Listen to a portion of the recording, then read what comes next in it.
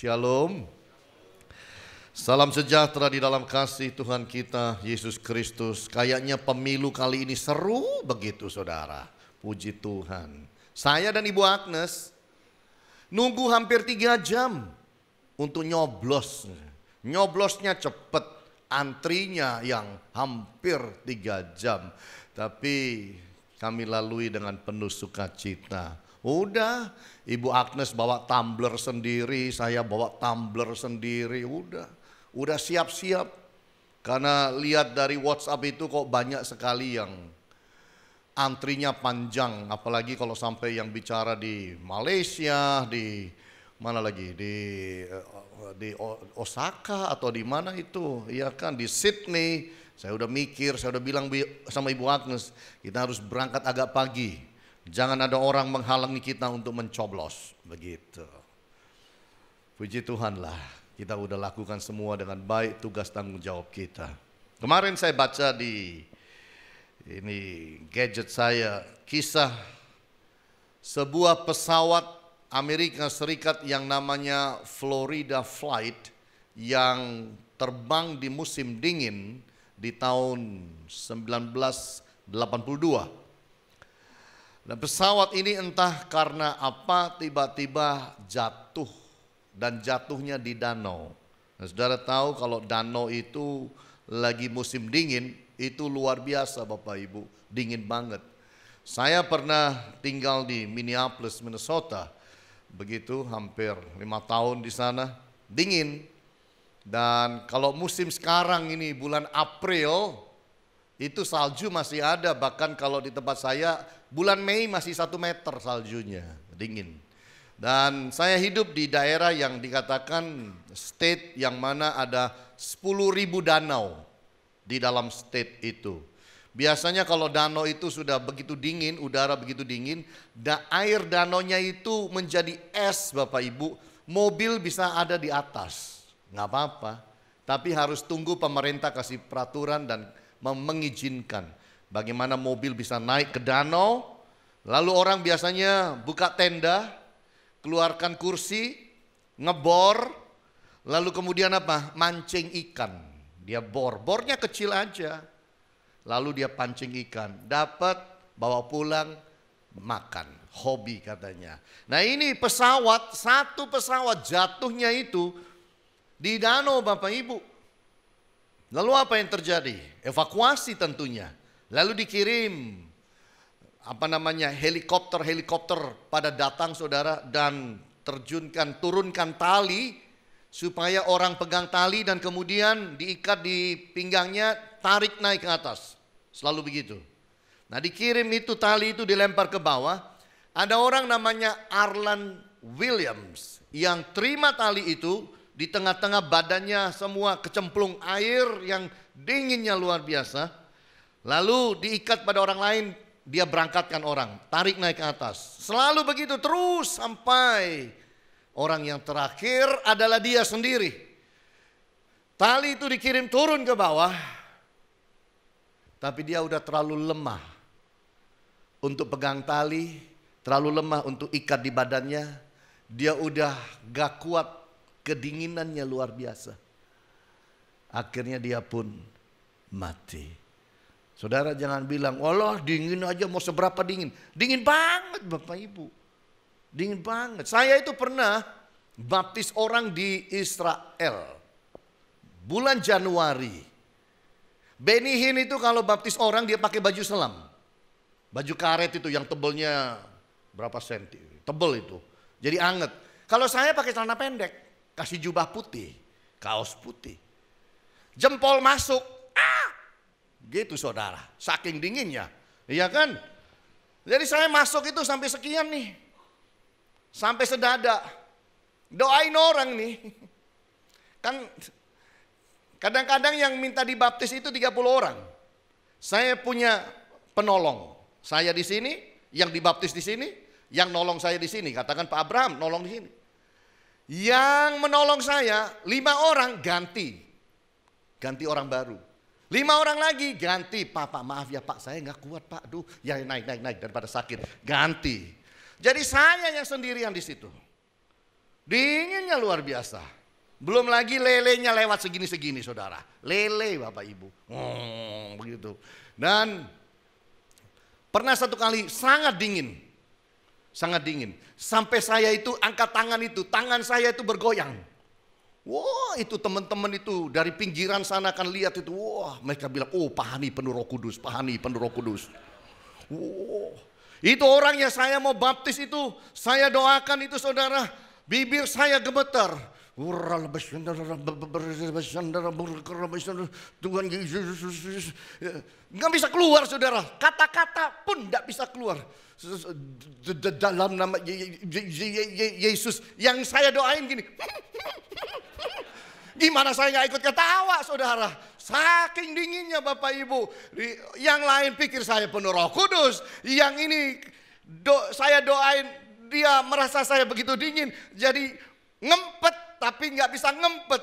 Karena saya doanya dalam nama Yesus. Aku baptiskan engkau. Dia lucu banget, itu nggak bisa lupa saya kayak gitu. Itu saya yang hanya di situ berdiri, nggak ada salju tapi udah dingin. Bayangkan kalau itu musim dingin dan salju dan semua itu tertutup es tebal dan orang ada di dalamnya. Seharusnya panas manusia itu 4 menit panas badan itu bisa hilang dan itu buat orang bisa mati. Arlan Williams demi semua yang lain selamat, dia korbankan nyawa. Dan itulah yang dilakukan Tuhan Yesus Kristus 2000 tahun yang lalu. Mati untuk saudara dan saya di atas kayu salib, tergantung antara langit dan bumi. Itu sebabnya kita peringati pada hari ini. Dia yang tidak bersalah, dia yang tidak berdosa, menderita dan mati karena saudara dan saya. Bapak Ibu yang Tuhan Yesus kasih, hari ini saya ingin bicara mengenai the silent love. Cinta kasih yang tenang, yang diam, yang tidak rame-rame. Silent one. Sunyi senyap, tapi penuh cinta kasih. Kita mau belajar dari seorang bernama Yusuf. Yusuf dari Arimatea. Buka dengan saya Matius 27. Kita akan lihat apa yang kita bisa pelajari dari Yusuf Arimatea. Tadi malam Ibu Agnes siapin khotbah, saya juga siapin khotbah.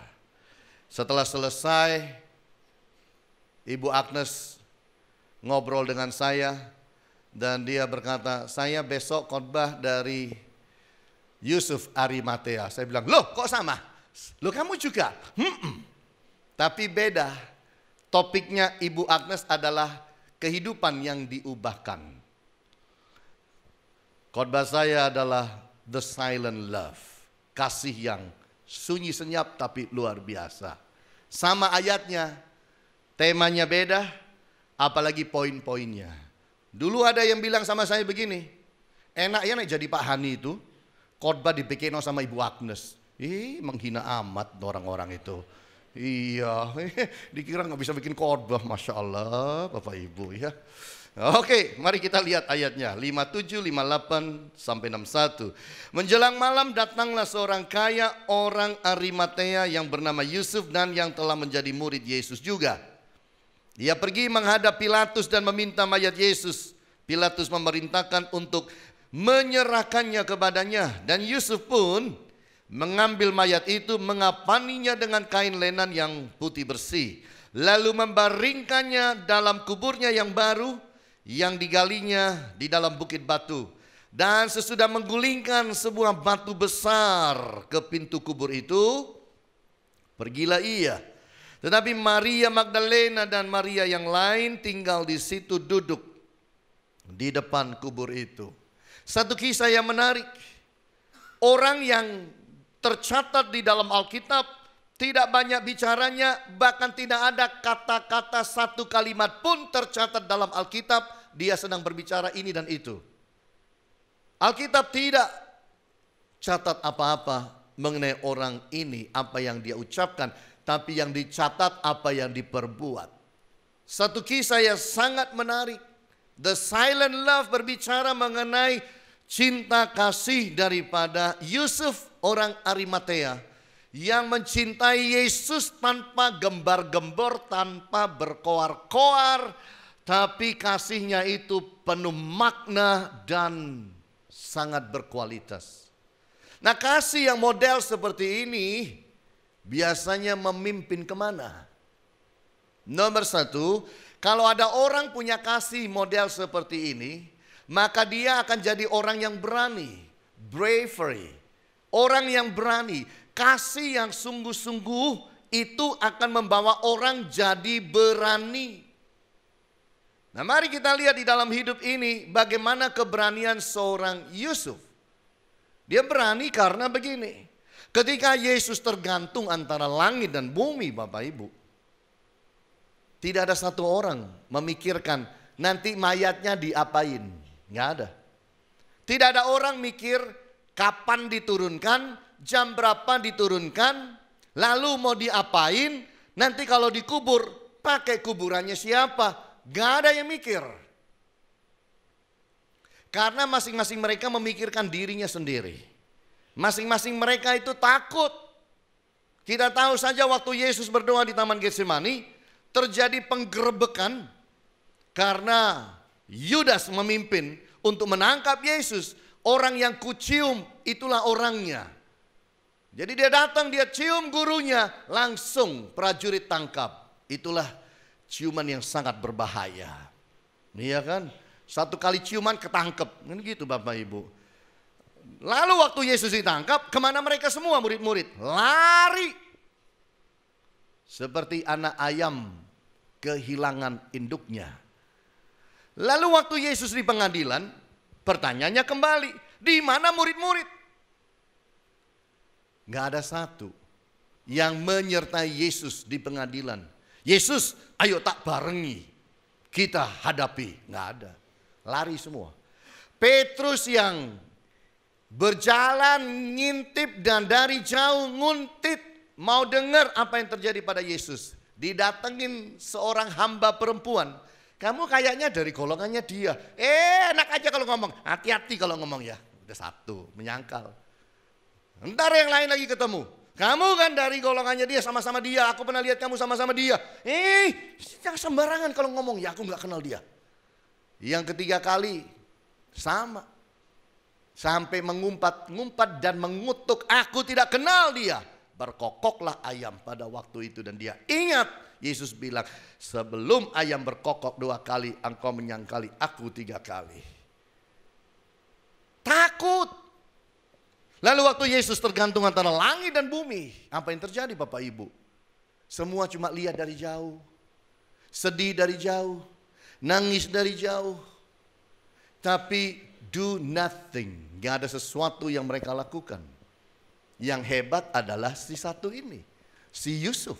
Bagaimana Yusuf dikatakan menjelang malam. Dia mikir udah mau malam ini.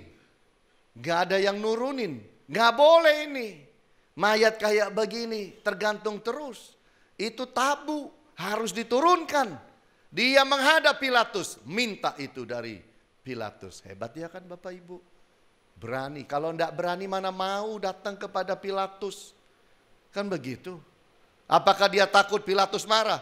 Enggak. Apakah dia takut bahwa Pilatus gebrak-gebrak mimbar? Enggak. Enggak takut. Hadepin aja sama dia. Suruh bayar pun mungkin dia bayar. Berapa sih? Gitu kira-kira. Diturunin Bapak Ibu. Lalu dia bersihkan. Lalu dia bungkus dengan kain lenan. Lalu dia masukkan di dalam kuburan dia. Yang saya katakan begini. Orang ini karena cintanya pada Yesus gurunya. Dia berani resiko dan hadapi resiko. Apa resikonya? Risking comfort life. Resikokan hidup yang nyaman. Dia berhubungan dengan Yesus seperti ini. Yang dihukum oleh negara.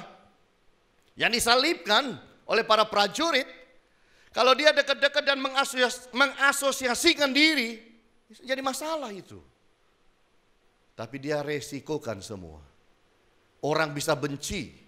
Ngapain lu angkat-angkat jenazah Yesus? Ngapain lu dekat-dekat? Ngapain lu ngurusin? Oh bisa masalah. Itu yang saya sebut risking relationship. Ingat baik-baik, dia orang kaya. Dan Alkitab kalau sebut orang kaya, orang itu betul-betul kaya. Ya. Dia orang kaya, harusnya dia tidak perlu repot dengan begitu. Tapi karena cintanya, berani resikokan relationship.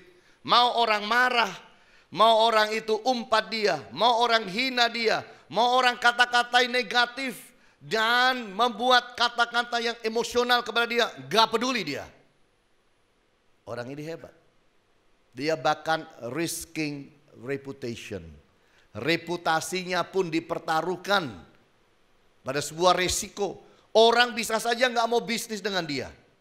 Oh, kamu toh yang dulu ngurusin mayat Yesus kan? Dan gua gak mau bisnis sama lu. Bisa.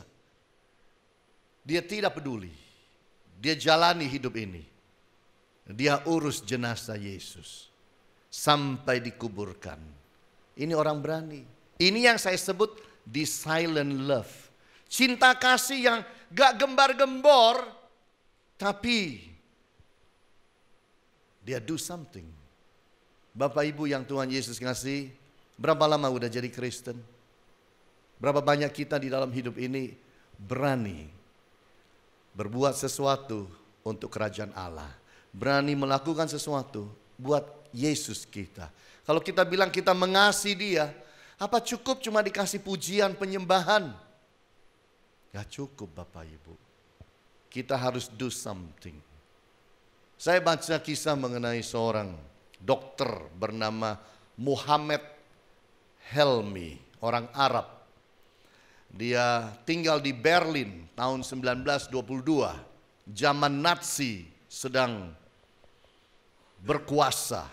Nazi pada waktu itu mengejar orang Yahudi itu seperti kucing kejar tikus. Kemana ada orang Yahudi, tangkap dan kemudian dibunuh. Dimasukkan camp pemenjaraan, disiksa di sana. Digundul rambutnya, mau laki perempuan, digundul kepalanya rambutnya. Rambutnya dipakai untuk bikin baju dan lain sebagainya dan lain sebagainya. Mereka tidak makan, lama-lama mati. Kadang dibawa masuk di ruangan yang dikasih gas kimia untuk dibunuh mati. Rame-rame di sana. Dr. Muhammad Helmi punya pasien namanya Anaboros. Anaboros ini karena dia tahu dia itu Yahudi, dokter ini sembunyikan dia di rumahnya. Waktu itu Nazi itu ketok pintu rumah semua, tanya, apakah ada orang Yahudi di rumah ini? Dan dia sembunyikan Anaboros ini. Sampai selesai tahun 1945, Nazi itu dikalahkan, bubar semua. Maka Ana itu kemudian dikirim kembali ke Israel. Tahun 2013, baru-baru ini, pemerintah Israel memberikan penghargaan kepada 200.000 orang lebih. Dan juga kepada Muhammad Helmi yang sudah meninggal, tapi penghargaan diterima oleh ponakannya. Dan ini merupakan penghargaan tertinggi yang pernah diberikan kepada seorang Arab oleh pemerintah Israel. Karena menolong rakyatnya, warga negaranya diselamatkan. Bapak Ibu yang Tuhan Yesus kasihi, dia menjadi satu-satunya orang Arab yang punya penghargaan yang sangat luar biasa. Apakah dia tidak resikokan? Kalau diketok tanya, ada orang Yahudi di sini? Dia jawab tidak ada. Tapi dengar orang nangis, suara perempuan. Dengar orang mendeham mungkin. Dengar ada bunyi, diperiksa, dapat tangkap. Bukan hanya anak boros mati, dia dan keluarganya semua mati. Tapi kembali lagi, itulah kasih. Berani mengorbankan dan risiko untuk yang dikasihi. Yang kedua kita lihat bersama-sama. Kasih itu bicara mengenai respect. Menghargai.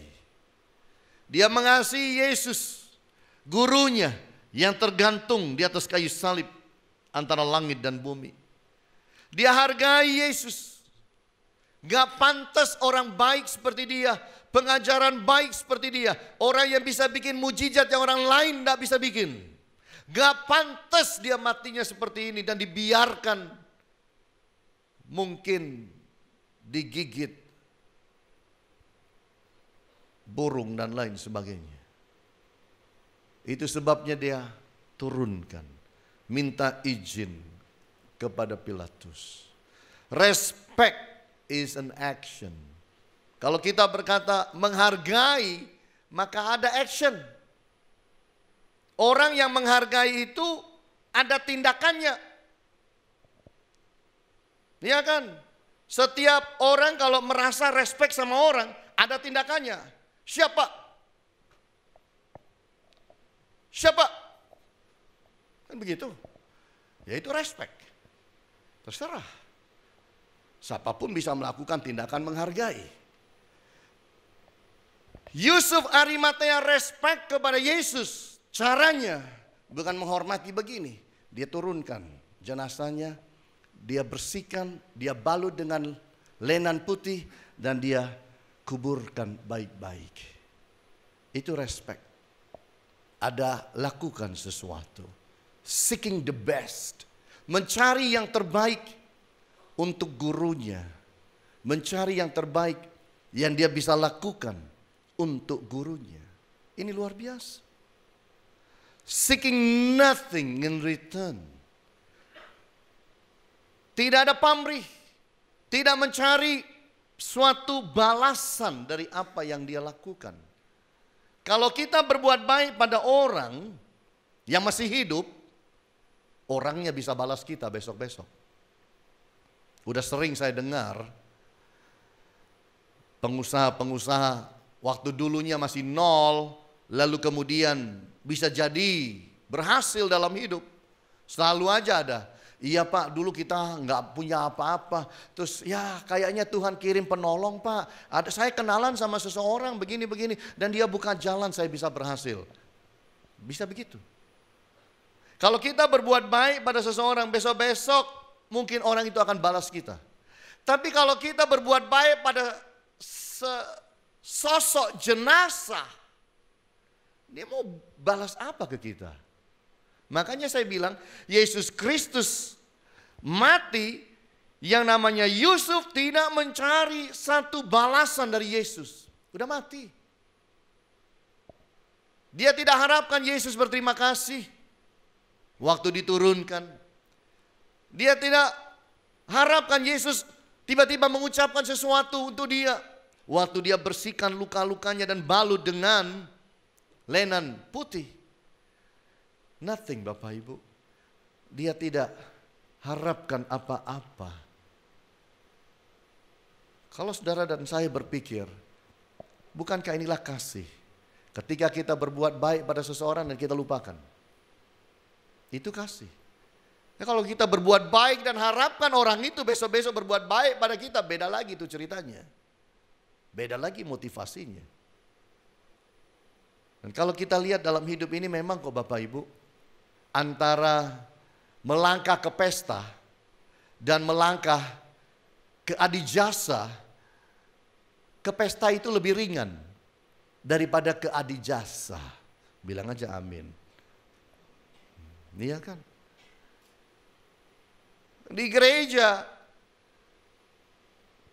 departemen penghiburan dan kematian itu adalah departemen yang orang gak suka. Kenapa? Waduh, ngurusi orang mati. Kalau ada orang mati pasti kita cari. Kalau di Happy Family Center, ketuanya Pak Agus.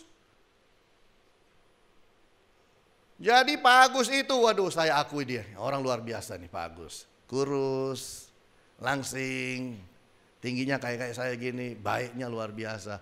Paling sering ke adiyasa itu ya dia. Sampai saudara tahu, itu tukang parkirnya, ibu-ibu itu sampai hafal wajahnya.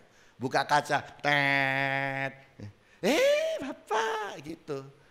Bayar parkir selalu ditanya, kamar berapa gitu. 2 hari lagi ketemu lagi, buka kaca lagi tanya, kamar berapa Pak? Sampai hafal tukang parkir. Iya kan? Saudara sama saya pergi Adiasa, mana tukang parkir hafal kita? Enggak lah. Beberapa saudara mungkin hafal kalau di restoran tertentu, di hotel tertentu. Tapi Adiasa nggak ada orang hafal. Tapi kalau pada Pak Agus itu tukang parkir hafal Bapak Ibu. Terlalu sering ke sana. Nah, saya bilang juga kepada teman-teman sebenarnya. Ini kan kita mau puasa. Habis puasa mau apa? Idul Fitri. Itu Idul Fitri itu semua libur. Saya selalu pesankan kepada staf saya semuanya. Kalau menjelang Idul Fitri, doa yang banyak. Jangan sampai ada yang meninggal. Kenapa? Pendetanya tidak ada. Iya kan? Ini yang namanya pendeta-pendeta semua juga pada liburan. Ini yang namanya aser pada liburan. Ini yang koordinator liburan. Makanya saya selalu bilang kalau sudah mendekati libur panjang tahunan, doa yang banyak supaya jemaat panjang umur semuanya, sehat semua. Begitu saya. Karena kalau tidak saudara bingung. Jemaat cari gak ketemu semua. Gak ada orangnya. Siapa yang ada? Tapi itulah kembali lagi. Kembali kepada si Yusuf Arimatea. Dia respect dan dia sungguh-sungguh mengurus jenazah Yesus dengan luar biasa. Saya membaca kisah mengenai seorang pengemis yang selalu tidur, makan seadanya di depan rumah seseorang. Pintu pagar ya agak jauh dikit. Sampai lama-lama hafal nih yang punya rumah, dia ada di situ. Satu kali waktu yang punya rumah ini baik hati. Si bapak-bapak itu, belum tua, bapak-bapak itu dikasih hadiah. Saudara tahu hadiahnya apa? 1 pasang jas dengan dasi dan juga dengan kemeja. Karena ukurannya kurang-kurang lebih sama. Kasih hadiah sama dia. Setelah itu tidak beberapa lama orang ini hilang Bapak Ibu. Gak pernah ketemu. Jadi yang punya rumah pun lupa. Sampai satu kali waktu 10 tahun kemudian pintu diketok. Tok tok tok. Waktu buka pintu kaget. Siapa ya kok gak kenal. Lalu dia perkenalkan. Masih ingat dulu di depan rumah Anda ini ada pengemis yang selalu tidur di sana? Oh iya. Kenapa ya? Saya itu. Masih ingat jas ini? Ini jas yang pernah dikasihkan saya 10 tahun yang lalu. Saya pakai jas ini. Dan gara-gara jas ini saya kalau lamar kerjaan tak pakai jas ini. Lama-lama saya dapat kerjaan. Karena pakai jas yang Anda berikan. Nah, saya cuma mau bilang terima kasih atas kebaikan yang sudah diberikan pada saya 10 tahun yang lalu. Sekarang saya sudah punya kerjaan dan saya sudah punya rumah. Terima kasih banyak. Hebat ya. Kalau berbuat baik sama seseorang, ya berbuat baik aja. Kasih dengan baik, selesai. Enggak usah dipikir-pikir. Amin Bapak Ibu. Pertanyaan saya adalah, kalau kita begitu menghargai Kristus, apa yang kita sudah lakukan buat dia? Apa yang kita sudah berikan buat dia? Kalau kita berkata, saya sangat respect kepada Tuhanku, apa yang kita sudah berikan pada dia?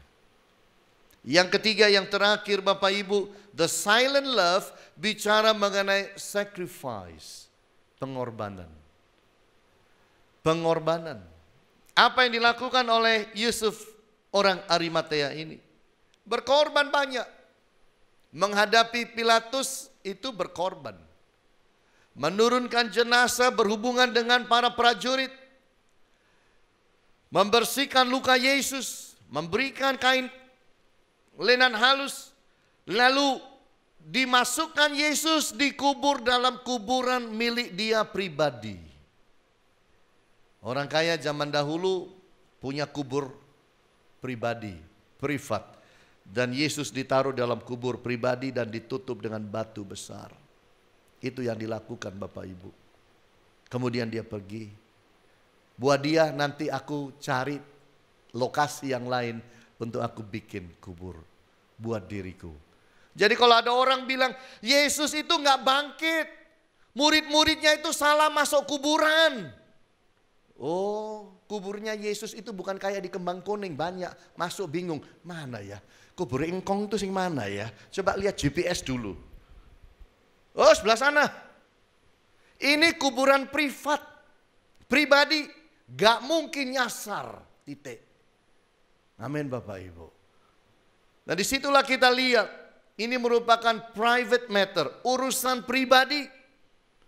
Untuk memberikan Yesus dan menaruh Yesus di dalam kubur pribadinya. Sesuatu persembahan dari kehidupan pribadinya yang sangat luar biasa. Dulu ada orang bilang pada saya begini, Pak Ani mau beli tanah kuburan. Saya sampai kaget. Hah? Enggak Mas. Iya gak usah beli Pak Ani. Nanti pakai punya saya aja. Saya udah beli 3.000 meter. Nanti Bapak di situ aja. Mau jawab iya? Ya, enggak lah. Ntar ada apa-apa aku kalau jawab iya. Iya kan. Saya diam aja, saya mesem aja saudara. Masih mengharapkan umur panjang masalahnya Bapak Ibu. Amin Bapak Ibu. Tapi ya itulah, saya hanya tersentuh juga. Wow, beli tanah buat kuburan. Terus bilang, Pak Ani gak usah beli. Nanti ikut di saya aja katanya. Keren abis ini orang. Hebat. Itulah yang dilakukan oleh Yusuf orang Arimatea kepada Yesus. Seeking no glory. Tidak mencari kemuliaan untuk diri sendiri. Tidak supaya orang bilang gini, hebat loh kamu, hebat, pahlawan kamu, dahsyat kamu. Enggak cari gitu dia. Enggak ada yang ngurus. 12 murid hilang 1 tinggal 11, 11 pun enggak ngurus. Jadi dia yang urus. Bahkan dia ambil itu sebagai privilege to suffer. Merupakan satu kehormatan untuk dia, untuk menderita bagi Yesus. Sementara yang lain itu cuma lihat-lihat. Dia yang turunkan, dia yang repot-repot membasuh Yesus, mengapani dia, repot-repot bawa masuk ke dalam kubur dan persembahkan itu buat Yesus. Ini orang hebat. Dianggap itu sesuatu yang istimewa. Tahun 2011, saya tutup Alkitab saya. Enak kan, hati, tenang. Itu pendeta kalau tutup Alkitab jemaatnya tenang. Iya, tapi ternyata masih bisa dibuka lagi kalau mau, ya kan. Tahun 2011 ada tsunami di Jepang dan ada 2 orang hebat. Satu namanya Takeshi Miura, yang kedua bernama Miki Endo. Siapa mereka? Penjaga tower untuk melihat badai tsunami. Jadi mereka ini yang jaga-jaga. Kalau ada tsunami, mereka ini yang lihat di komputer, grafik-grafiknya apakah ada kecenderungan, kemungkinan tsunami menyerang. Mereka yang pakai keker dan lihat apakah ada tsunami dan lain sebagainya. Dan tahun 2011 terjadi. Lalu mereka itulah yang bagian memberitahu masyarakat, suruh mengungsi. Pakai halo-halo, satu daerah itu dengar suaranya. Tolong cepat mengungsi, tinggalkan barang-barang, tinggalkan mobil, lari cepat, ngungsi. Terus begitu, sementara tsunami itu mendekat dan mendekat dan mendekat dan mendekat. Sampai sudah agak dekat pun mereka diberitahu, lari. 2 orang tidak mau lari. Mereka tetap saja teriak-teriak, suruh masyarakat lari dan menyembunyikan diri dan lari mengungsi. Karena serangan badai yang sangat luar biasa. Dan ketika tsunami itu datang, boom, mereka pun hilang 2 orang ini. Sacrifice, berkorban untuk orang banyak. Dan itulah yang Yesus lakukan, berkorban untuk saudara dan saya. Kita patut mengasihi dan mencintai dia dengan luar biasa. Kita patut di dalam hidup ini membalas kasihnya. Jadilah Kristen yang berani. Jadilah Kristen yang bisa respect Allah dengan apa yang Allah berikan pada saudara dan saya sampai hari ini. Jadilah orang Kristen yang bisa berani sacrifice, berkorban untuk Allah yang sudah berkorban bagi kita. Firman-Nya berkata, karena demikian besar kasih Allah akan dunia ini, maka ia mengorbankan anaknya yang tunggal. Dan Yesus naik ke atas kayu salib. Dia korbankan nyawanya untuk saudara dan saya. Seorang pemimpin yang beda. Orang lain memimpinnya tidak seperti itu. Kalau berkorban, tolong kamu aja korbankan diri buat aku. Kalau Yesus tidak, aku berkorban untuk engkau. Biarlah kita balas kasih Yesus. Kita ingat Jumat Agung penderitaan Yesus. Biarlah kita mengucap syukur. Dan kalau kita boleh jadi seperti saat ini, itu karena apa yang dia lakukan di atas kayu salib buat saudara dan saya. Hargai dia, cintai dia lebih lagi, dan balas kasihnya. Tuhan Yesus berkati kita semua. Haleluya. Amin.